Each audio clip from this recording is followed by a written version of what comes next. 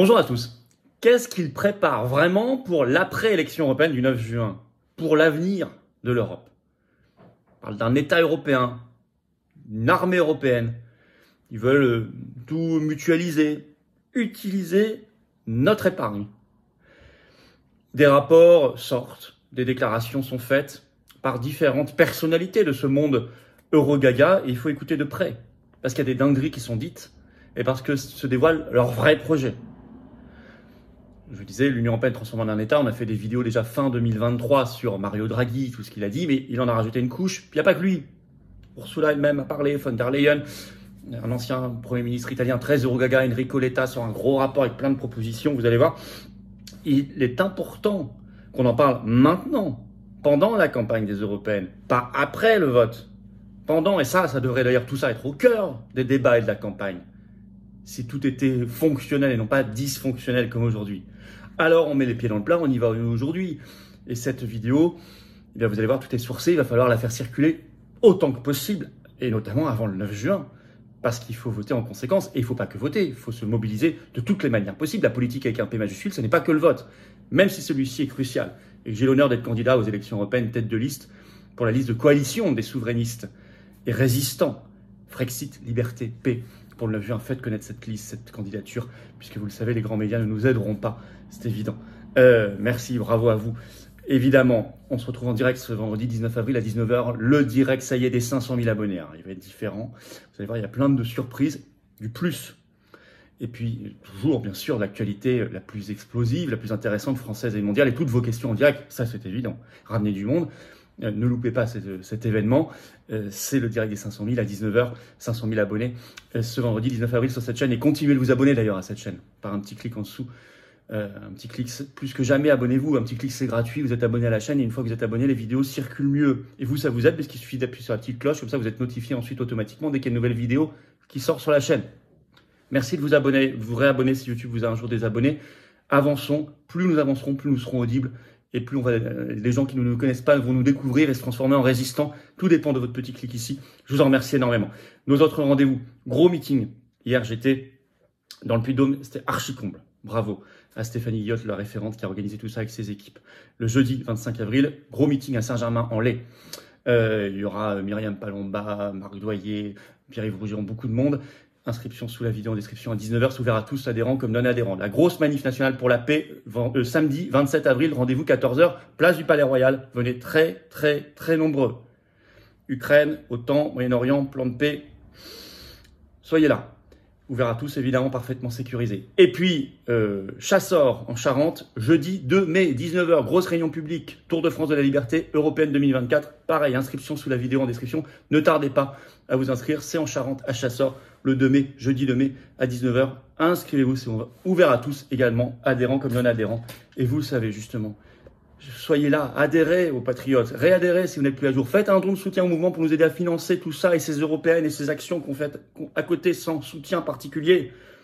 Dès maintenant, tous les liens pour adhérer, réadhérer, faire un don au mouvement sont sous la vidéo en description ou sur notre site les-patriotes.fr. C'est extrêmement décisif et important pour la suite. J'en reparle en fin de vidéo. Allez, on y va. Avenir de l'Union européenne, ce qui mijote vraiment. Il y a beaucoup de déclarations en ce moment, de rapports. Alors la philosophie générale de tout ça, hein. Il faut que l'Union européenne, ça y est, franchisse un pas après les européennes, parce qu'on va pas trop vous en parler avant, bien sûr. Les eurogagas cachent toujours leurs projets. Mais transformer l'Union européenne en un État et la destruction de la France.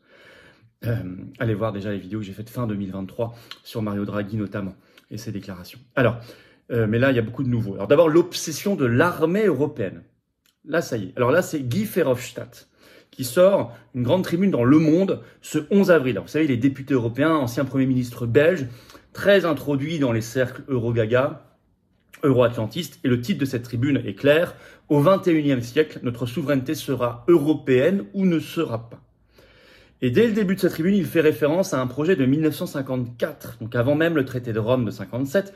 Ce projet, c'est la CED, Communauté européenne de défense, qui voulait créer une armée européenne et qui avait été rejetée, heureusement, à l'époque par le Parlement français, figurez-vous. Ça a bien changé. Et il cite une phrase d'un ancien Premier ministre français, René Pleven, qui était pour tout ça.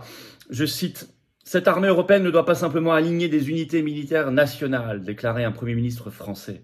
Ça, c'est Verhofstadt qui écrit ça aujourd'hui. Cela ne ferait que masquer une coalition à l'ancienne. Une armée européenne unie, composée des forces des différentes nations européennes, doit, dans la mesure du possible, regrouper toutes ses composantes humaines et matérielles sous une seule autorité politique et militaire européenne. Et il écrit clairement qu'il est contre, donc là il fait référence à ce projet-là, c'est sa philosophie. Il est contre la souveraineté nationale. Je cite toujours Verhofstadt dans Le Monde. La défense reste conçue comme une partie indissociable et intouchable de la souveraineté nationale. C'est une pensée anachronique et dangereuse. Donc pour lui, dire que la défense, l'armée, ça fait partie de la souveraineté nationale, alors que c'est l'évidence même, c'est même le cœur, le noyau. Il dit que pour lui, c'est anachronique et dangereux. Vous voyez où il en est. Il appelle, je cite, à un sursaut de lucidité et de courage pour créer une armée européenne, comparant d'ailleurs pour faire peur aux opinions publiques et pour justifier ça, parce que les eurogagas ont toujours besoin de la peur, les mondialistes ont besoin des peurs. Il compare Poutine à Staline en disant que c'est la même menace, et il écrit même « Staline est de retour ». Donc puisque Staline est de retour, il faut vite faire une armée européenne. Vous avez compris. Ce qui était d'ailleurs les arguments de la CED avant 54, mais ensuite Staline est mort, donc ils étaient un peu gênés, donc c'est pour ça que la CED avait été rejetée notamment. Pas que pour ça. Donc... vous voyez leur grosse ficelle. Mais en tout cas, le projet est clair. Alors, Ursula von der Leyen, présidente de la Commission européenne, dans un tweet sur son compte X le 17 avril, semble aller exactement dans le même sens. Elle ne le dit pas aussi clairement, mais enfin bon, sur la défense de l'Europe, dit-elle. Il est temps d'intensifier, écrit-elle, et je vais vous lire la suite de son tweet.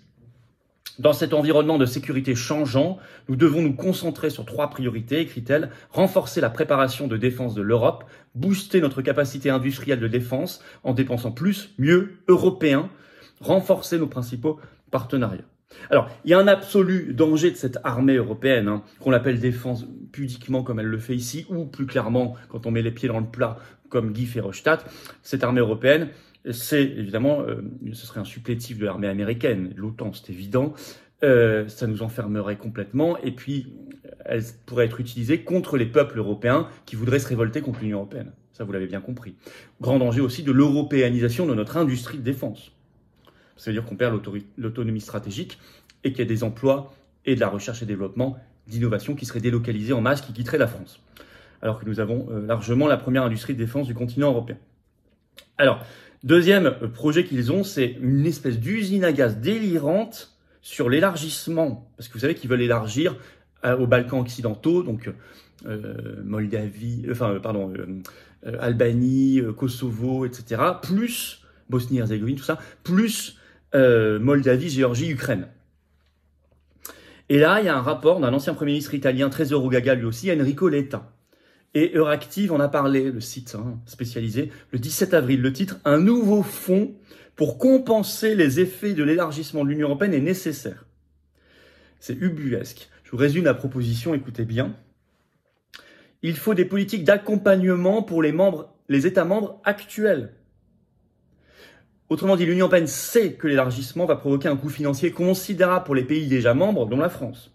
Et donc, pour compenser, entre guillemets, ce coût, on va créer un nouveau fonds, je cite. Et qui paiera, mais qui doit payer, qui doit abonder et financer ce nouveau fonds, à votre avis? Les États membres actuels et ceux qui contribuent déjà le plus, notamment beaucoup la France. Donc, la proposition, écoutez bien, ils savent que si on élargit, ça va coûter très cher aux membres actuels, dont la France. Ce qui est vrai, un coût considérable. Donc, il faut créer un fonds pour compenser ce coût en partie. Mais qui va créer ce fonds et qui va le financer surtout? Les États membres actuels, dont la France. On va créer un fonds pour se compenser nous-mêmes. Bref, vous avez compris. Alors, il y a une autre solution très simple. S'il n'y a pas d'Union européenne, il n'y a pas d'élargissement, il n'y a pas de fonds nécessaire. C'est beaucoup plus économique et beaucoup moins dingue. C'est pour ça que je veux le Frexit. Bon, en tout cas, ça, c'est pas mal de le savoir. C'est dans un rapport que vient de sortir Enrico Letta. Il parle pas que de ça dans ce rapport. Il dit lui aussi qu'il faut, sur l'industrie de défense, ils ont cette obsession clairement en ce moment, il faut, je cite, un marché commun pour l'industrie de défense. Donc c'est la fin de la souveraineté militaire et stratégique française et industrielle. Ça c'est écrit dans un article des Échos de ce 18 avril. Vous retrouverez tout, il détaille le rapport Enrico Letta. Il dit également qu'il faut, je cite, plus d'intégration dans l'énergie. Donc ils veulent aller encore plus loin dans le marché européen de l'électricité notamment. Ça se ferait par exemple contre EDF, qui a besoin d'être un service public national. Il veut contraindre les États, je cite, les États seraient contraints de consacrer une portion de leurs aides vers du financement européen. Donc on choisirait même plus du tout les aides, déjà qu'elles sont très contraintes par le droit européen, les aides d'État, mais alors là en plus il y aurait une contrainte de flécher obligatoirement vers le financement européen. Et puis le site d'actualité belge 7sur7.be le 17 avril écrit cet article, écoutez bien, l'appel d'Enrico Letta à mobiliser, et non pas de Nicoletta, l'appel d'Enrico Letta à mobiliser l'épargne citoyenne pour atteindre les objectifs européens. Mobiliser l'épargne citoyenne. Je cite, l'un des outils les plus puissants serait d'inciter le citoyen européen à mobiliser son épargne. C'est clair au moins. Je cite, le rapport évoque le chiffre de 33 000 milliards d'euros d'épargne citoyenne potentiellement disponible et il plaide, je cite, pour une véritable union de l'épargne et de l'investissement. Ça aussi, on sait que c'est une de leurs obsessions actuelles, aller prendre dans notre épargne. Ils en parlent tous en ce moment. Alors évidemment, c'est mieux de le savoir avant les élections européennes du 9 juin. Mais là, c'est clair. Hein. Et puis, je vais vous parler de Mario Draghi, ancien Premier ministre italien, ancien patron de la Banque Centrale Européenne, qui est en concurrence avec d'autres pour être président de la Commission Européenne face à Ursula von der Leyen. Il avait déjà sorti, on a fait une vidéo, allez la voir, plusieurs, même vers novembre, fin novembre 2023 sur cette chaîne, qui dit que l'Union Européenne devait devenir un État. Vous aviez cet article de réactif que j'avais cité du 1er décembre 2023 en ce sens. Et là, il en rajoute une couche. Article dans Le Point du 17 avril, Mario Draghi propose un changement radical en Europe. Ce sont ses mots. Il vient de sortir en ce sens un rapport sur la compétitivité qui est caché pour l'instant, qui sera caché avant les européennes. Il y a juste un résumé disponible en utilisant toujours cette propagande pour commencer, en disant « Nous sommes face à la Chine et aux États-Unis, donc il faut qu'on soit gros ». Ce qui n'a aucun sens, hein, parce que la Suisse et d'autres pays s'en sortent sans avoir eu besoin de transférer leur souveraineté et d'être soi-disant fondus dans un truc gros. Aujourd'hui, ce qui est important, c'est pas la taille géographique ou d'additionner des PIB, c'est d'avoir la capacité d'agir vite, intelligemment, avec des instruments de puissance et d'influence dans la mondialisation, dans le monde actuel. C'est pas d'être des gros machins complètement impuissants et dominés. Bon, mais ça, c'est le truc qu'on nous vend depuis des années, il serait bien de le décrypter et de tuer ce faux argument définitivement. En tout cas, il l'utilise encore, c'est de la propagande. Il propose tout le long de son rapport, apparemment, puisqu'on n'a que le résumé, je cite, une mise à l'échelle continentale. Et il écrit 27 petits États. Bon, la France a un petit État. 27 petits États en concurrence ne sont plus, selon lui, adaptés aux défis soulevés par le match États-Unis-Chine. Il veut revenir, il évoque les pères fondateurs d'il y a 70 ans, au moins c'est clair, hein, Jean Monnet, Schuman, tous ces gens-là, Robert Schuman, et il veut, je cite, une puissance de nouvelle génération. Bah, c'est la fin de la France, hein, on va être clair. Voilà, les mots sont pas dit aussi clairement, mais enfin c'est évident. Quand vous en arrivez là, c'est évident. C'est quand vous dites 27 petits États, etc. C'est la fin de la France. Alors c'est bien de savoir tout ça, tout ce que je vous ai dit là. Ça devrait être au cœur des débats et de la campagne des européennes, bien évidemment. Alors nous on le met au cœur. Vous voyez bien que la seule solution face à ça, c'est pas de repeindre les prisons, les barreaux de votre prison européiste en rose, en rouge, en vert, en bleu marine, en bleu reconquête ou je ne sais quoi. Ça, il reste vous avez juste repeint les barreaux. Hein. Non, ce qu'il faut, c'est quitter la prison et derrière détruire la prison.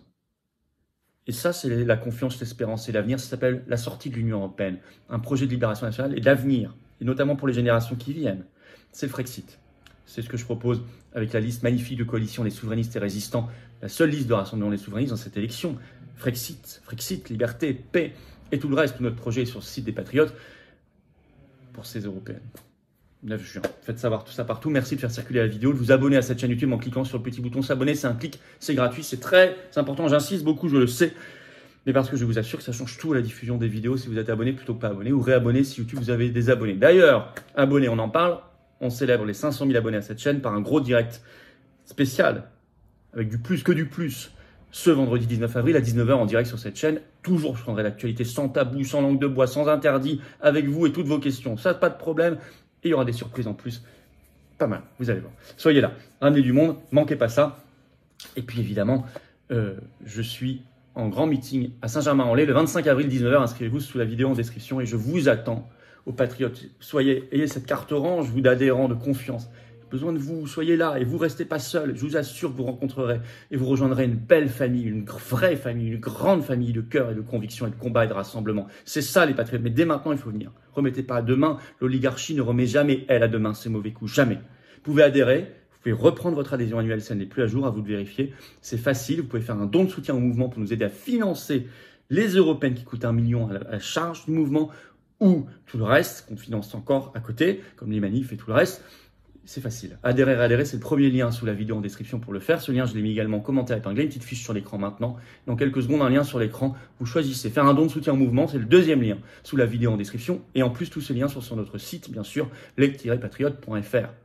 Tout ça, c'est défiscalisé de vos impôts aux 2/3. Ça fait baisser très massivement et concrètement vos impôts que d'adhérer, donner.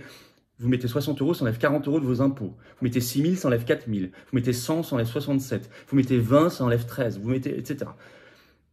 Profitez-en, donnez ça, gaspillez ça dans le fisc de Macron. Bravo aux donateurs, aux réadhérents, bienvenue aux nouveaux adhérents, patriotes et vive la France.